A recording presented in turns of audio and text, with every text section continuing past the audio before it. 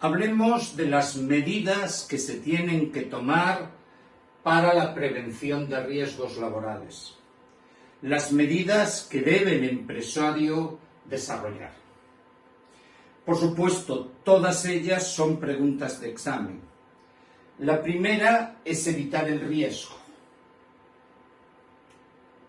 Esto significa intentar generar instalaciones, procesos y desarrollos de puestos de trabajo sin riesgo. Lógicamente esto es imposible. No se puede evitar el riesgo en todas las situaciones. Así que cuando ese riesgo es inevitable, hay que identificarlo, hay que evaluarlo y hay que controlar los riesgos que no se pueden evitar. Estas son las medidas que debemos tener en cuenta siempre. Evitación del riesgo, identificación del riesgo, evaluación del riesgo y control de los riesgos que no se hayan podido evitar.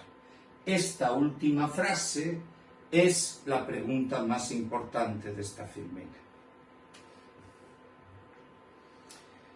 Para asumir todas estas funciones se establecen una serie de métodos, una serie de sistemas. Y lo primero es que, claro, si yo obligo a un empresario de una empresa pequeña a tener que contratar a una entidad para el control, para la prevención de los riesgos laborales, los empresarios van a salir corriendo.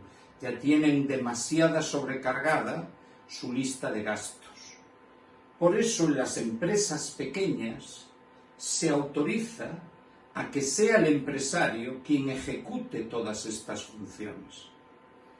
El empresario podrá asumir personalmente las funciones de prevención cuando cumpla con estas tres condiciones, con las tres. ¿Comprendido? Primero, la empresa tenga menos de 6 trabajadores. Esta es la esencial. Veremos luego que los servicios de prevención se van haciendo cada vez más importantes en función del número de trabajadores. Segunda condición, que el empresario trabaje en el sitio donde se desarrollan los riesgos. El empresario está en el centro de trabajo. Todos conocemos a empresarios que tienen 2, 3 cafeterías, en cada cafetería hay 2 trabajadores, pero el empresario no está en ninguna concretamente. Pues para poder desarrollar la prevención de riesgos laborales, él, sin tener que contratar o sin tener que encargar a un trabajador de esas funciones, él debe trabajar en ese centro de trabajo. Y la tercera, la que es más obvia, tiene que tener conocimientos, tiene que tener habilidades, tiene que tener capacidad para desempeñar estas funciones.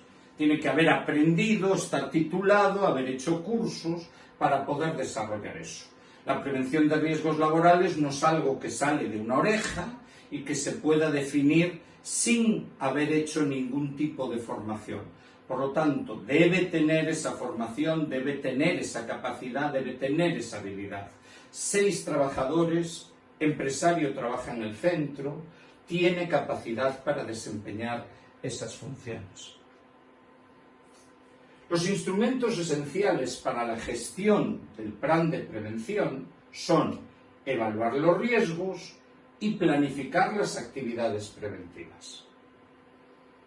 Planificar las actividades preventivas significa, bien, vamos a ver ante qué situación estamos, vamos a ver qué medidas tomamos, vamos a ver cuán efectivas son esas medidas, y si esas medidas son efectivas, no hacemos nada más. Pero si esas medidas no son efectivas, tenemos que tomar otras medidas. Así que todo pasa por evaluar y planificar la actividad preventiva. Esta planificación obliga a formar a trabajadores. Claro, si tú le tienes que enseñar a un trabajador a manejar una sustancia peligrosa, Eso no lo aprende, oiga, tú lo coges con una pala y lo coges con una cuchara. No, tiene que tener una formación para identificar los riesgos, las situaciones o los peligros adicionales. Pues el tiempo que esa formación le está ocupando se considera tiempo de trabajo. Esta es una pregunta de examen. El trabajo incluirá en su jornada el tiempo que se esté dedicando a esa formación. ¿Vale? ¿Qué significará en algún caso? Pues que el trabajador nuevo que llegue cobrará el día que le estén enseñando a trabajar, porque forma parte de su tiempo de trabajo, no será a mayores. ¿Comprendido? Una costumbre que tiene mucha gente de ir un día antes para enterarse cómo son los procesos. Pues la ley establece que el trabajo, la formación en riesgos laborales es tiempo de trabajo y por lo tanto se cobra. Para asegurar las medidas preventivas, no debemos creer que el trabajador es San Pedro y va a cumplir todo. No, debemos tener en cuenta los despistes, tenemos que tener en cuenta las malas actitudes, las imprudencias, que no sean temerarias, es decir, que no sean locuras. Es decir, una locura es coger, por ejemplo, y ponernos a hacer equilibrismo encima de una cuba de ácido clorhídrico. No, eso es una imprudencia temeraria, porque te resbalas y te matas. Pero las imprudencias es, coño, estoy moviendo un líquido caliente, en ese momento alguien me llama y sin darme cuenta el líquido cae. Esa es una distracción, y una imprudencia es cuando muevo ese líquido caliente sin los guantes adecuados para controlar esa temperatura. ¿Vale? Eso se deberá tener en cuenta. Debemos prever que el trabajador no haga todo bien. Y además debemos prever que las medidas que tomamos pueden generar riesgos adicionales. Y debemos considerar que esos riesgos deben estar cubiertos. Por ejemplo, le ordenamos a un trabajador ponerse cascos contra el ruido, ¿no? Evidentemente, esos cascos contra el ruido no le dejarán oír bien. Y debemos tener en consideración que cuando un motor se pone a funcionar, cuando un coche anda, el que está sordo no se entera de que le viene el coche. Así que tendremos que tener esto en cuenta y tomar medidas adicionales para que el riesgo no le genere problemas. ¿Comprendido? Para evitar estos riesgos graves se toma una medida esencial, que para acceder a las zonas de riesgo grave, de riesgo especialmente importante, solo accederán los trabajadores con información y formación suficiente. Si estamos trabajando en un hospital, solo acceden a la zona donde hay radiación las personas que tienen la formación, la titulación, por lo tanto, y la capacidad suficiente para actuar. Y saben dónde está el riesgo. Por lo tanto, esto es también una pregunta de examen, igual que prever que los trabajadores no van a ser hermanitas de la caridad, pueden cometer errores porque son humanos. Bien, una de las preguntas más importantes, hay varias en este tema, pero es muy frecuente esta, es que siempre se anteponga la protección colectiva a la protección individual. Pongamos el ejemplo. Cuando yo era un niño y hacían obras, construían casas, las obras se hacían sin ningún sistema de contención de las piedras que podían caer. Tú pasabas por debajo de una obra y te podía caer un ladrillo enseguida. Los trabajadores trabajaban sin casco y la mayoría movía pesos sin ninguna grúa. Es decir, mover pesos de una caja de ladrillos de 50 kilos y llevarlos hasta un tercer piso era lo normal. ¿Vale? El siguiente paso fue que todos los trabajadores tuvieran casco, medidas de protección individual. ¿Vale? Que el movimiento de esos ladrillos fuera con grúas, medidas de protección individual. Pero el siguiente paso, que es en el que estamos ahora, todos vemos que las zonas donde hay obras tienen redes, tienen protecciones que impidan que caiga sobre la gente que pasa esos ladrillos. Eso es una medida de protección colectiva. Por lo tanto, la protección colectiva prima sobre la protección individual. Antes proteger a todos que proteger uno a cada uno. ¿Comprendido? Bien, la concepción del puesto de trabajo, la concepción de los métodos de trabajo, la concepción de los métodos de producción se debe adaptar a la persona para evitar el trabajo monótono y repetitivo y los efectos que producen en la salud, reduciéndolo. Aquí tenemos empresas que trabajan en una cadena de montaje y te encuentras a uno que agarra aquí un tubo que tiene aire comprimido, lo baja hasta aquí con fuerza y hace una labor. Y está todo el día haciendo este gesto. Otro está atornillando con una llave inglesa. Otro está inclinado y sacando. Al final eso es trabajo monótono, que no se libera, que no hay ninguna postura natural. Resultado, esos trabajadores acaban dañados.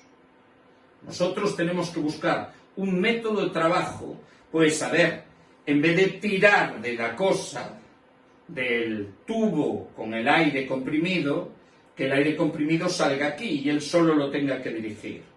En vez de atornillar así, tener una máquina que atornilla sola. En vez de estar agachado, que su puesto de trabajo se haga en una situación más baja que el vehículo que está en la cadena de montaje. Todo esto es adaptar las condiciones de trabajo al trabajador para que no se dañe. Ese es el espíritu de esta norma. Bien, el empresario, para tomar las medidas de prevención, puede adoptar varias funciones, ¿vale? La primera, hacer que alguno de sus trabajadores se encargue de la función de prevención de riesgos laborales. Alguno. Tú que vas a hacer, aparte de tu trabajo, estas funciones, ¿no? Esto se suele hacer cuando la empresa es pequeña, cuando los riesgos son moderados, cuando no es difícil hacer toda la planificación. La segunda es cuando ya los riesgos son mayores y la planificación es más exhaustiva. Puedes contratar a alguien que es trabajador tuyo, pero solo hace labores de prevención. Eso es crear un servicio de prevención propia. Y a veces, en vez de crear este servicio de prevención, como estás ahí, que no eres ni una empresa grande ni una empresa pequeña, y te parece excesivo contratar a alguien para que haga la prevención de riesgos laborales porque no lo ves muy justificado, le pagas a una empresa externa que hace riesgos laborales, pero no solo a ti, sino a otras empresas. Eso es contratar a una empresa especializada, ajena a la empresa. Estas son las tres formas de tomar medidas dedicadas a prevención de riesgos laborales a través de trabajadores, a través de personas que entiendan de esto. ¿Quiénes son los que se deberían encargar de los riesgos laborales en primera instancia? Pues deberían ser aquellos trabajadores que por sus condiciones, digamos, sindicales, trabajan menos. Así que los representantes de los trabajadores elegirán los representantes sindicales elegirán a alguno que tenga funciones específicas en materia de prevención. Y esos desempeñarán el puesto que se llama delegados de prevención. No están encargados de hacer todas las medidas de prevención, están encargados de fiscalizar esas medidas, de comprobar que existen. Así que los representantes de los trabajadores que tengan funciones, uno al menos lo tiene que tener o dos, en materia de prevención, son los delegados de prevención. Y aquí explican cuál es el trabajo de estos delegados de prevención. Los delegados de prevención son los que vigilan y controlan el cumplimiento de la normativa de prevención de riesgos laborales dentro de la empresa. No son los que diseñan las actividades de prevención de riesgos laborales. ¿Comprendido? Ellos son los que controlan que el empresario cumple con esas funciones. ¿Entendido? Delegados de prevención. Cuidadito, representantes de los trabajadores. No puede ser un trabajador que no sea delegado sindical. ¿Entendido? El servicio de prevención. Este es el que se encarga de hacer labores de prevención. Es el conjunto de medios humanos y materiales que realiza las actividades preventivas, que garantiza la protección de la seguridad y salud de los trabajadores y que además asesora al empresario y a los trabajadores en este tema. Este servicio de prevención son trabajadores normales, no delegados sindicales, que se encargan de todos los temas de prevención de riesgos laborales. Y se encargan de hacer las actividades preventivas, garantizar la protección y asesorar a todas las partes. ¿Comprendido? Bien, el delegado de prevención está en un número determinado por el número de trabajadores. Cuando la empresa tiene hasta 30 trabajadores, recordar, hasta 6 puede ser el empresario. Pero a partir de 6 tiene que haber alguien que fiscalice. Y ese es el delegado de prevención. Pues cuando hay menos de 30 trabajadores, hasta 30 trabajadores, el delegado sindical tiene que ser el delegado de prevención. ¿Comprendido? Cuando la empresa tiene entre 31 y 49, habrá un delegado elegido entre los delegados de personal. ¿Vale? Cuando es de 50 a 100, 2 delegados de prevención. ¿Vale? Cuando es de 101 a 500, 3 delegados de prevención. Cuando es de 501 a 1000, 4 delegados de prevención. Cuando es de 1001 a 2000, 5 delegados de prevención. Cuando es de 2000 a 3000, 6 delegados de prevención. De 3001 a 4000, 7. Y a partir de 4001, 8. A ver si entendemos esto. En las empresas de hasta 30 trabajadores suele haber un único delegado sindical. Pues ese delegado sindical tiene que ser a cojones el delegado de prevención. En cuanto hay más de 30 trabajadores, va a haber varios delegados de prevención. Va a haber, varios delegados sindicales. Normalmente 2. ¿Vale? Conforme va aumentando el número, cada vez hay más. Pues, conforme aumenta el número, aumenta el número de delegados de prevención. Hasta 50, uno de esos delegados sindicales será el delegado de prevención. Y luego vamos subiendo. Aquí hay que recordar, sobre todo, la secuencia. No es uniforme. Hasta 100 trabajadores, 2. Esto, que es 5 veces más, solo 3. Pero esto, que es 10 veces más, es solo el doble que aquello. Hay que acordarse, sobre todo en este 4000. Porque el máximo de delegados de prevención es de 8. ¿Comprendido? Esto es todo por hoy. Hasta luego.